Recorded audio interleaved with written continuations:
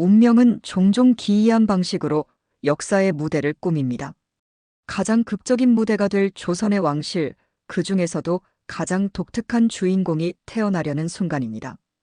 1759년 여름, 조선의 수도 한양은 새로운 왕비를 맞이하는 분주한 움직임으로 가득 찼습니다. 15세의 어린 소녀 김씨는 66세의 노왕 영조의 중전으로 간택되어 창경궁 명정전에서 가래를 올렸습니다. 이날의 주인공은 바로 정순왕후 김씨입니다. 51세라는 엄청난 나이 차이를 뛰어넘은 이 결혼은 조선 역사상 가장 큰 나이 차이를 가진 왕과 왕비의 결합이었습니다. 어린 정순왕후는 의부사들인 사도세자와 세자빈 해경궁 홍씨보다도 10살이나 어렸으며 심지어 손잡벌인 정조와는 단 7살 차이에 불과했습니다. 삼간택을 행하여 유학 김항구의 딸로 정하고 하교하기를 김항구의 딸로 정하였는데 첨의는 어떠한가? 라는 영조의 물음에 대신들은 신등이 삼가 성교를 받들으니 진실로 신인의 소망에 합당합니다. 이는 실로 온 나라 신민의 복이니 흥변의 지극함을 이기지 못하겠습니다. 라고 화답했습니다. 그러나 이 말들 뒤에는 복잡한 정치적 계산이 숨어 있었습니다. 정순왕후가 중전으로 들어온 지 3년 후인 1762년 조선 왕실을 뒤흔든 비극적 사건이 벌어졌습니다. 바로 사도세자가 뒤주에 갇혀 죽음을 맞이한 이모하변입니다. 오랫동안 정순왕후는 사도세자의 죽음에 관여했다는 의심을 받아왔습니다. 그러나 실록의 기록을 살펴보면 당시 18세에 불과했던 정순왕후가 세자를 모함했다는 증거는 찾아볼 수 없습니다. 오히려 사도세자와 영조의 불화를 꾸준히 부추긴 것은 숙의 문씨였다는 기록이 남아 있습니다. 정순왕후는 자신의 혈육도 없는 상황에서 왕실의 후계자인 사도세자를 제거할 이유가 없었습니다. 또한 당시 정순왕후는 궁중에서 영향력이 미미했으며 심지어 왕의 총애를 받던 승은상궁인 이상궁이 정순왕후에게 훈계했던 기록까지 있습니다. 이는 그녀의 왕실 내 입지가 생각보다 강하지 못했음을 보여줍니다. 영조 말년 조정은 두 세력으로 나뉘어 첨예하게 대립했습니다. 한쪽은 사도세자의 장인인 홍봉안이 이끄는 풍산 홍씨 가문의 북당이었고 다른 한쪽은 정순왕후의 오라비 김귀주가 이끄는 경주 김씨 가문의 남당이었습니다. 표면적으로는 모두가 세손 훗날의 정조의 보호자를 자처했지만 그 안에는 복잡한 권력 다툼이 숨겨져 있었습니다. 1770년대에 들어서면서 정치적 긴장은 더욱 고조되었습니다. 1772년 당시 세손이었던 정조는 정순왕후를 찾아가 외조부인 홍봉안이 자신을 위협했다는 사실을 알리며 도움을 청했습니다. 이는 정조가 외가인 풍산 홍씨보다 정순왕후를 더 신뢰했음을 보여주는 중요한 장면이었습니다.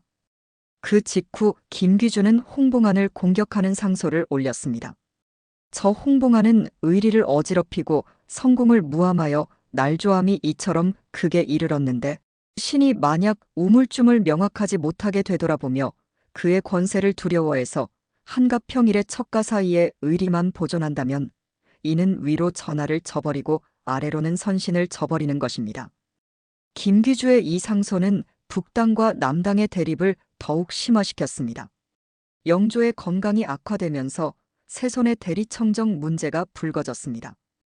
홍인안이 이를 막으려 했으나 서명선의 직소로 영조가 격분하면서 세손은 대리청정을 시행하게 되었습니다.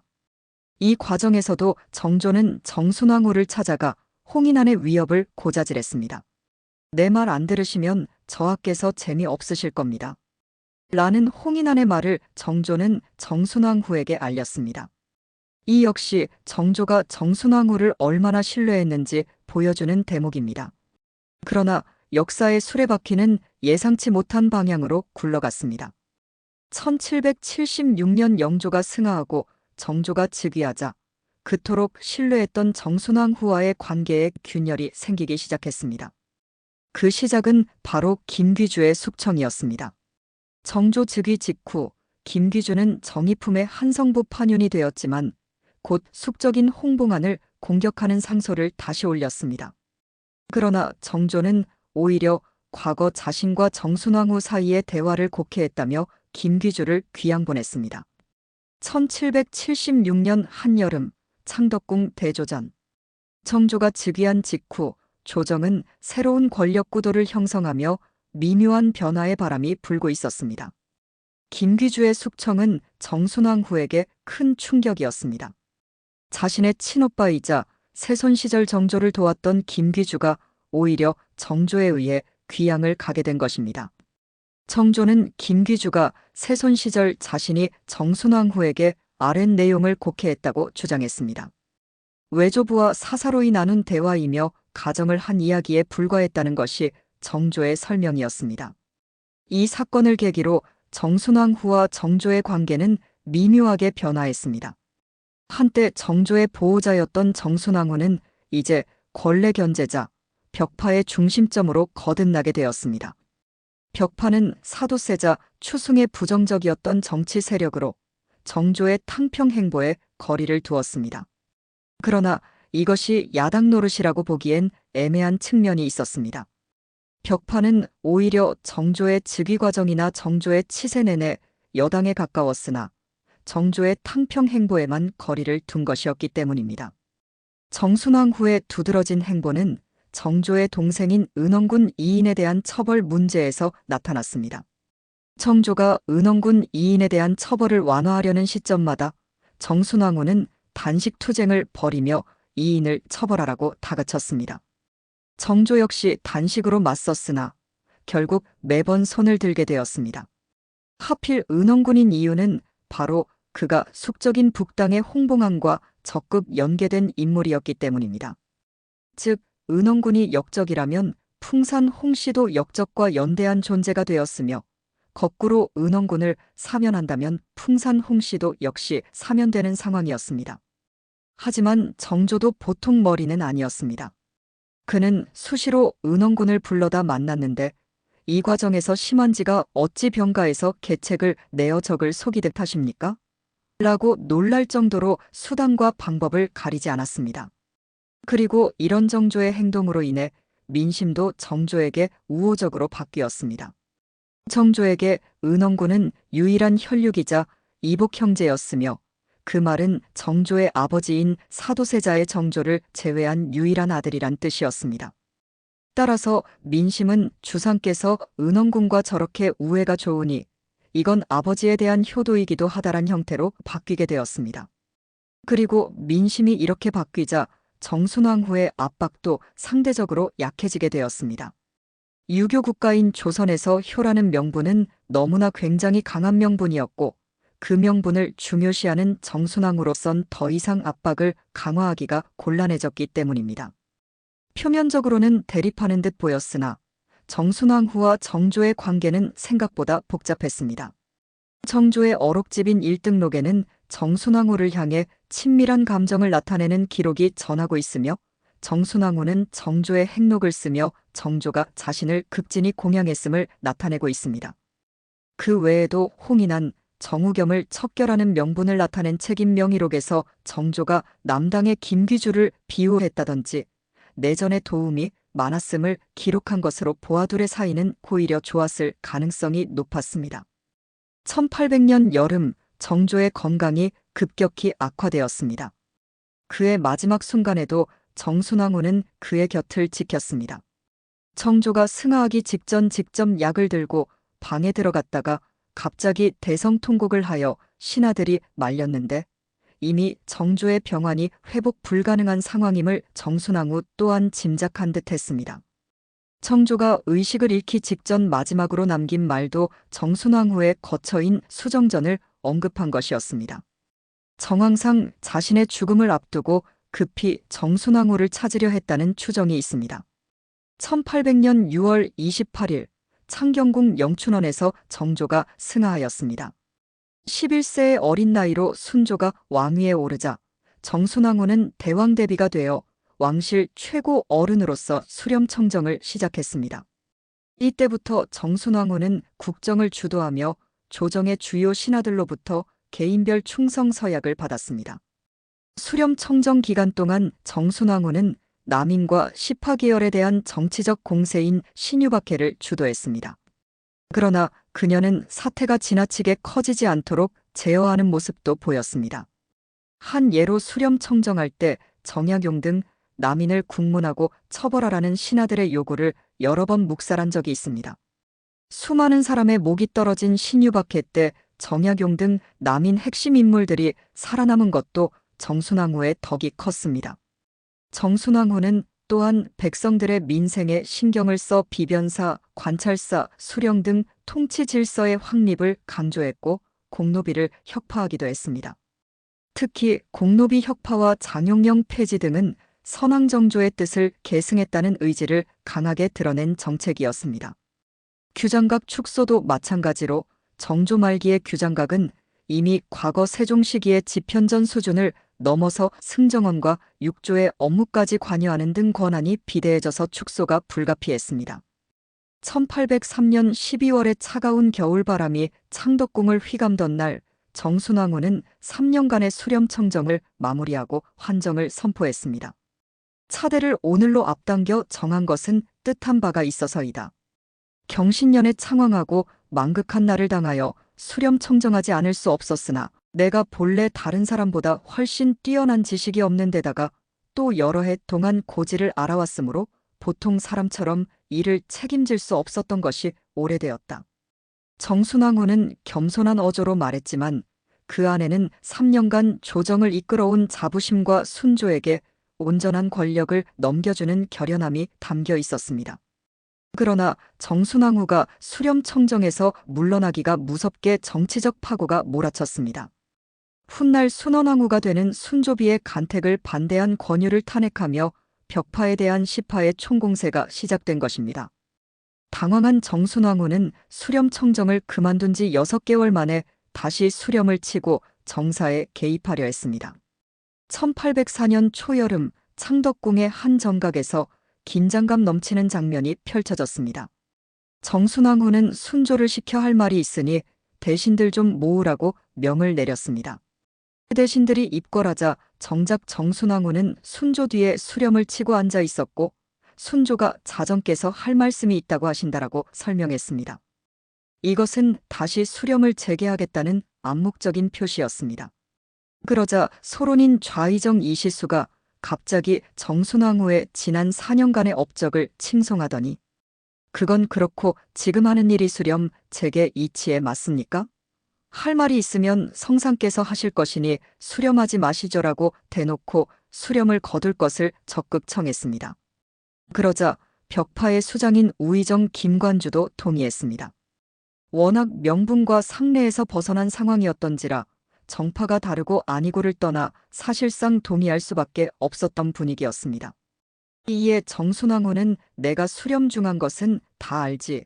근데 요즘 권유벽파를 탄핵하면서 나오는 말을 보니까 누군가가 김조순 시파에 딸을 들이는 것을 반대했다고 하는데 그 누구가 대체 누구냐? 대간의 상소가 명백하지 않으니 상황이 더 시끄러워지잖아. 그래서 대간에게 그 누구가 누군지를 분명히 하게 하고 나온 김에 내 심중에 있는 말도 다 하려고 한다고 설명했습니다. 그러자 이시수는 지지 않고 반박했습니다. 그렇다면 성상께 말씀드려 조용히 하면 되지 왜 수렴치고 나와서 자전마마의 공덕에 손상 끼치십니까? 이에 정순왕후가 점점 화를 내며 사람들이 뭔 일만 있으면 다 내 탓이라고 씹어대는데 난 공덕이 없는 사람이라서 못 참겠다. 나보고 오늘 스스로의 공덕을 해쳤다고. 분통한 일이 있는데 해명도 못한단 말이냐? 라고 외쳤습니다. 이시수가 대답하길 그럼 성상께 말씀드려 처분하면 되지 왜 수렴을 치고 엄한 하교를 내리시나요? 라고 했고 이에 김관주가 이시수의 말이 맞다고 거들었습니다. 정순왕후는 내가 수렴 거두면서 큰 형정에는 참여 안 됐지? 라고 과거의 일을 상기시키자 이시수는 물론이죠. 작은 일에도 얼마든지 참여하시죠. 그런데 수렴은 거두고 전화를 통해서 참여하세요. 그럼 자전마마의 공덕이 빛날 것입니다라고 했습니다. 정순왕후는 정말로 화가 나서 내가 공덕이 어디 있어? 지금 공덕이란 거짓말로 날 속이는구나. 라고 일갈했습니다. 그러자 이시수가 눈물을 흘리면서 제가 거짓말을 했다고요? 신하된 몸으로 그런 죄를 짓다니 마땅히 죗값을 받겠습니다라고 아뢰었습니다. 드디어 정순왕후는 내가 무식해서 오늘 좀 추태를 부렸다. 그런데 나도 말 좀 하고 살자. 왜 그것도 못하게 만드냐?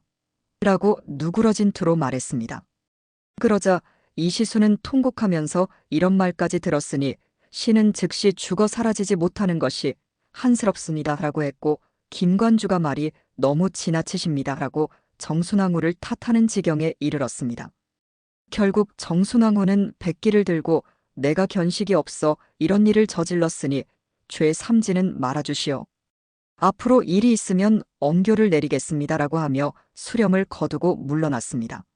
이전까지는 명분을 쥐고 행동했기에 각종 정치적 사안에서 벽파적 입장을 내세우는 데에 거칠 것이 없었던 정순왕후가 명분 없는 재수렴 시도를 자행함으로써 반대파의 반격에 부딪히게 된 것입니다. 다음 날 정순왕후는 자신이 김조순의 딸을 순조에 비로들이는 일을 반대했다는 것이 모함이라는 걸 해명하는 편지를 내렸습니다.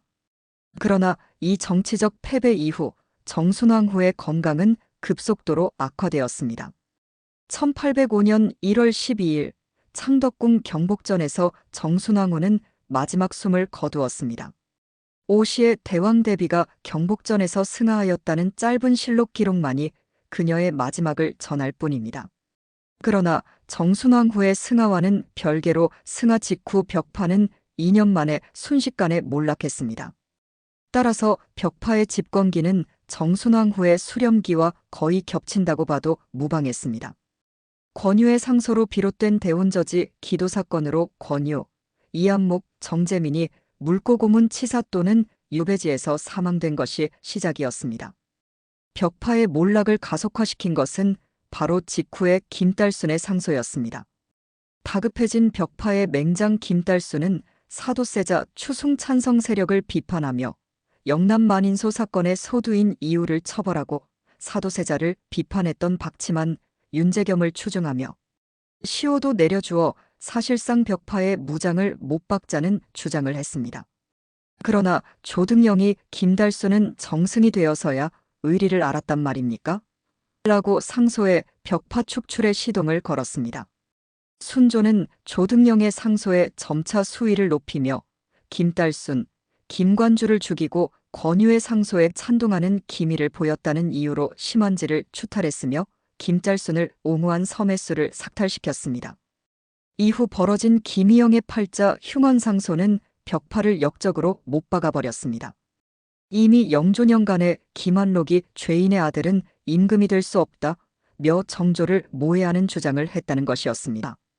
이로써 김귀주, 김종수가 추탈되었고 벽파가 소멸한 자리는 당색이 거의 없었던 시파가 채웠으며 곧 세도 정치의 수렁으로 이어지게 되었습니다. 세도 정치의 시작과 정순왕후의 역사적 재평가는 시간이 흐르면서 더욱 복잡한 양상을 띠게 되었습니다. 오랫동안 대중의 인식 속에 정순왕후는 정조가 세운 업적을 몽땅 뒤집어 엎어버리고 조선 왕조를 망친 벽파의 우두머리라는 부정적 평가가 지배적이었습니다. 소설가 이인화는 영원한 제국에서 정순왕후를 임진왜란보다 더한 존재라고 혹평하기도 했으며 일부 대중 매체에서는 그녀를 악마급의 인물로 묘사하기도 했습니다. 그러나 최근의 역사 연구와 실증적 접근을 통해 정순왕후에 대한 평가는 크게 달라지고 있습니다. 그 변화의 중심에는 바로 정순왕후의 실제 행적과 당시 정치적 맥락에 대한 더 깊은 이해가 있었습니다. 만화 박시백의 조선왕조실록에서는 의외로 당대의 위기를 극복하려고 노력한 여걸로 매우 고평가되는 인물로 그려졌으며 박시백계인도 정순왕후에 대해 상당히 호감이 있음을 밝힌 바 있습니다. 그는 실록으로 실제 행적을 살피면 정순왕후에 대한 선입견이 얼마나 부당한지 알 수 있을 것이라고 했습니다. 정순왕후의 정치적 업적을 재평가할 때 신유박해에 대한 그녀의 역할도 새롭게 조명되어야 합니다. 정조의 장례가 끝나자마자 정계에서 남인을 사실상 추방하는 신유박해를 일으킨 것은 사실이지만 이에 대한 참작의 여지도 있었습니다. 사실 신유박해 초기는 남인 및 시파 계열에 대한 정치적 공세에 가까웠기 때문에 적당히 끝날 수 있었던 요소가 많았으나 황사영 백서 사건이 일어나면서 적당히 수습할 수 있는 단계를 넘어서게 되었습니다. 오히려 정순왕후는 신유박해를 주도하기는 했으나 사태가 지나치게 커지지 않도록 제어하고 있었습니다. 한 예로 수렴 청정할 때 정약용 등 남인을 국문하고 처벌하라는 신하들의 요구를 여러 번 묵살한 적이 있습니다. 수많은 사람의 목이 떨어진 신유박해 때 정약용 등 남인 핵심 인물들이 살아남은 것도 정순왕후의 덕분이었습니다. 이는 그녀가 정치적 탄압을 넘어선 무자비한 숙청을 원치 않았음을 보여주는 중요한 대목입니다. 정순왕후의 정책적 면모를 살펴보면 그녀가 단순히 정조의 정책을 뒤엎기만 한 것이 아니라는 점이 드러납니다. 백성들의 민생에 신경을 써 비변사, 관찰사, 수령 등 통치 질서의 확립을 강조했고 공노비를 혁파하는 개혁적 조치를 취했습니다. 특히 공노비 혁파와 장용령 폐지 등은 선왕정조의 뜻을 계승했다는 의지를 강하게 드러낸 정책이었습니다. 규장각 축소도 마찬가지로 정조 말기의 규장각은 이미 과거 세종 시기의 집현전 수준을 넘어서 승정원과 육조의 업무까지 관여하는 등 권한이 비대해져서 축소가 불가피했습니다. 장용령이나 규장각의 부작용은 남인인 정약용조차 인정할 정도였으니 이는 단순히 정조의 정책을 뒤엎기 위한 것이 아닌 현실적인 조치였다고 볼 수 있습니다. 정순왕후가 여군, 여주로 칭했다는 것을 두고 스스로 여인 군주를 자처했다는 비판도 있었습니다. 그러나 사실 이런 표현은 동양의 왕후들이 사용하던 용어로 수렴 청정을 했던 조선의 다른 대비들도 다 사용한 용어였습니다. 이는 당시의 역사적 맥락에서 볼 때 특별히 비난받을 일이 아니었던 것입니다. 정순왕후는 벽파의 영수인 심한지를 영의정으로 임명했으나 벽파 일변도의 정치만을 편 것도 아니었습니다. 소론 계열인 이시수, 이병모 등의 대신들은 신유박해에서도 무사했고 영의정, 병조판서 등 요직을 역임했습니다. 특히 시파의 김조순을 차기 국구로서 적극 우대했다는 점은 그녀가 생각보다 편향된 정치를 하지 않았음을 보여주는 중요한 증거입니다. 오히려 이 맥락에서 정순왕후가 김조순을 숙청하지 않아 세도 정치를 불러왔다는 이상한 비판도 나왔습니다. 그러나 이는 정조의 결정을 뒤집지 않은 것일 뿐 실책이라 보긴 애매합니다. 김조순은 노론의 핵심 인물이었으며 계속 조용하게 처신하고 다녀서 조정의 경계를 별로 안 받았고 이러니 정순왕후가 김조순을 싫어할 이유가 없었습니다. 흥미로운 것은 아직 국구도 되지 않은 김조순을 불러다 장용령 대장에 앉힌 사람이 바로 정순왕후였다는 점입니다.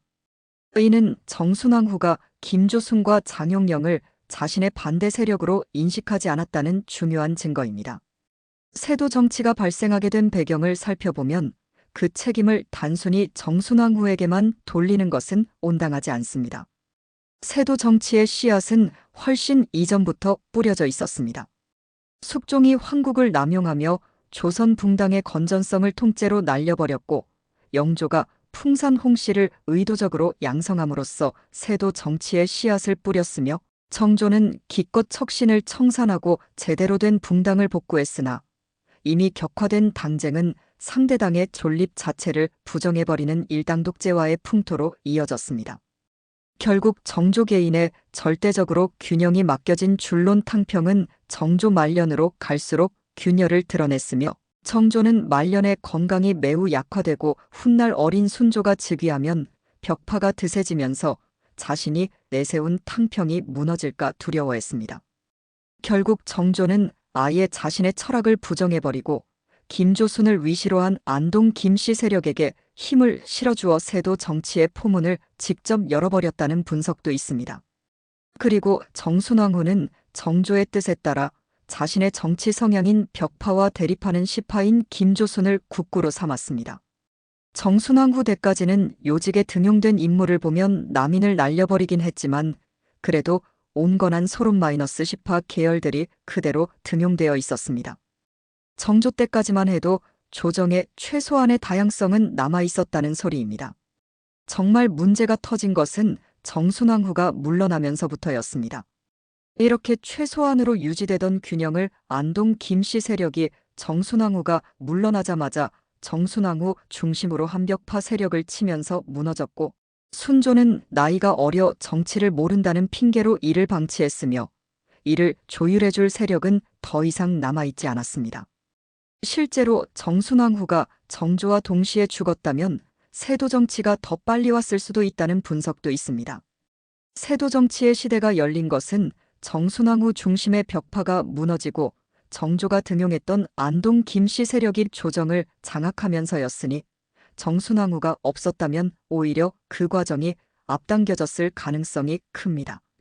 결국 이미 토양이 다 형성된 시기에 수렴청정을 했기 때문에 한 것 이상으로 비난을 받은 것으로도 볼 수 있습니다. 정순왕후의 역사적 위치를 올바르게 평가하기 위해서는 세도 정치의 본질적 원인에 대한 깊은 이해가 필요합니다.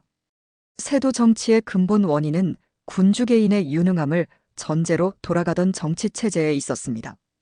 영조와 정조가 일군 탕평 정치는 모두 강력한 군주의 카리스마와 정치적 능력이 있어야만 유지될 수 있는 불안정한 균형이었습니다. 이러한 체제는 순조와 같이 상대적으로 우유부단하고 정치적 경험이 부족한 군주가 등장했을 때 쉽게 무너질 수밖에 없었습니다. 정순왕후는 수렴청정 기간 동안 이러한 불안정한 균형을 최대한 유지하려 노력했습니다. 그녀가 물러난 후에야 비로소 정치적 균형이 완전히 깨지고 세도 정치가 본격화된 것은 그녀가 어느 정도 정치적 균형을 유지하고 있었음을 방증합니다. 그녀의 역할은 마치 경랑 속의 배를 조종하는 노련한 키잡이와 같았습니다. 피로 피를 씻는 붕당의 대결은 한참 이전인 선조 시기 정열입의 남부터 씨가 보였습니다. 여기서 원한을 가진 대북은 광해군 시기 봉산옥사와 개축옥사의 앞장서 다른 붕당을 박살내고 다녔고, 인조반정 이후에는 서인이 정권을 잡아 대북을 완전히 소멸시켰습니다. 광해군 시기에 이르면 다들 피 튀기는 싸움에 질려버렸는지 인조반정 때 대북을 완전히 소멸시킨 후에 붕당 정치는 최대한 유혈사태를 피하는 방향으로 전개되었으며, 얼마든지 유혈사태가 벌어질 수 있었던 예속 논쟁이 상당히 평화롭게 끝난 것만 봐도 이런 분위기를 알 수 있습니다. 선조가 왕권 강화 목적으로 지른 피튀기는 붕당 대립이 인조 이후에는 그럭저럭 진화되는 것처럼 보였습니다. 하지만 숙종은 황국을 일삼으며 또 붕당 정치의 유혈사태가 마구잡이로 벌어지기 시작했습니다.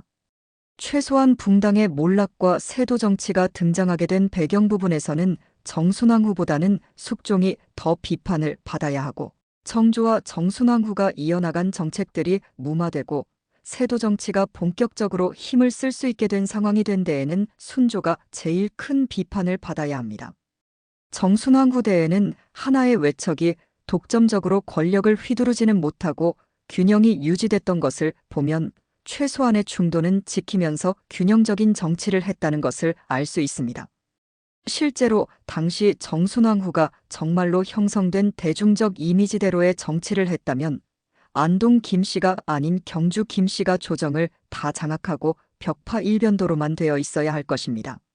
하지만 당시 인사이동을 보면 순조와 헌종 때에 비하면 훨씬 균형적이며 오히려 정조 때의 인사에 가깝습니다.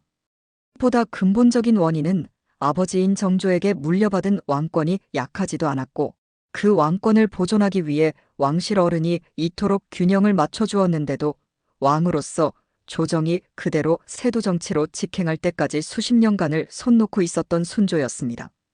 사실 신유박해가 임팩트가 커서 그렇지 세도 정치 때랑 비교해보면 정순왕후 때까지는 인물 등용이 선대의 기준을 크게 벗어나지 않았고, 정순왕후는 왕실의 큰어른으로서 수렴 너머에서도 왕권을 탄탄하게 유지하며 혈연상 증손자이자 실제로 정치를 주도해야 할 왕인 순조에게 고스란히 물려주는 공로를 세웠습니다. 정순왕후와 정조의 관계, 그리고 종합적인 세도 정치로의 진행은 어떻게 요약될 수 있을까요? 정순왕후는 정조와 세손 시절에는 협력 관계였으며, 재위 시절에는 당파적으로 대립한 부분이 있었으나 그래도 전체적으로 사이가 크게 나쁘지는 않았고 정조 역시 정순왕후를 왕실 어른으로 대우했습니다.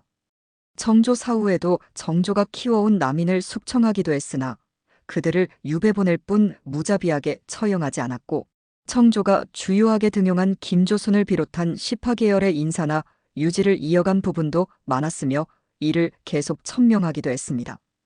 특히 남아있는 기록을 보면 정조와의 사적인 관계는 괜찮았던 것으로 추정됩니다. 또한 3년의 수렴 청정 동안 정조의 유지를 받들어 가급적 순조의 친정 전까지 그대로 시스템을 이양해주기 위해 발휘한 정순왕후의 정치력이 돋보입니다.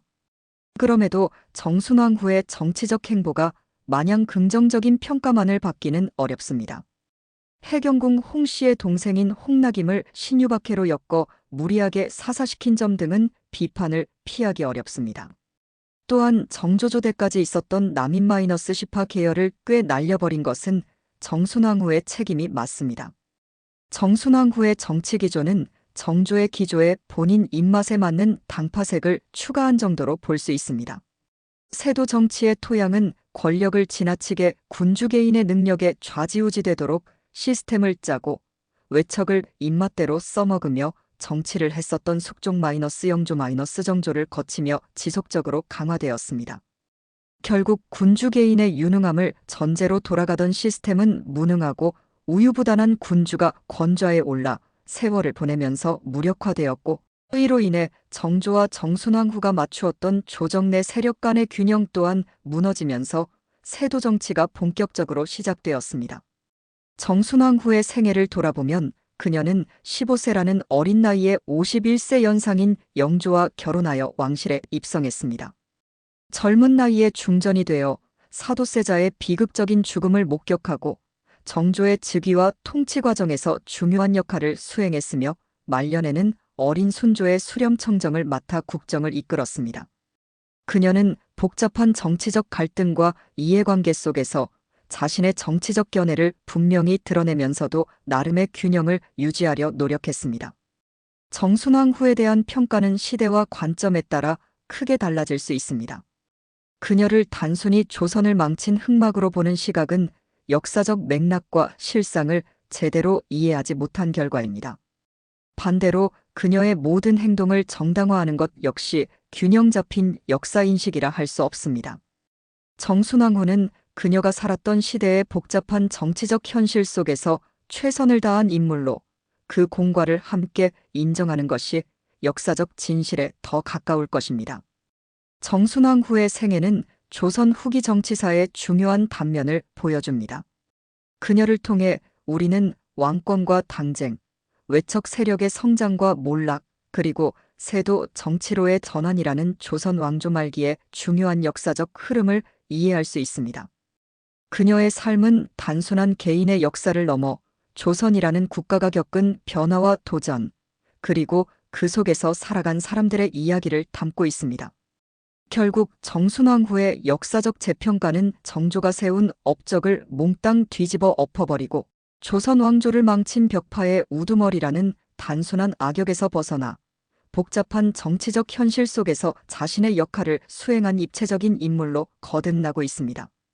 그녀는 조선 왕조의 중요한 전환점에 서 있었던 인물로 그녀의 행적은 단순한 선악의 이분법으로 재단할 수 없는 깊이와 복잡성을 지니고 있습니다.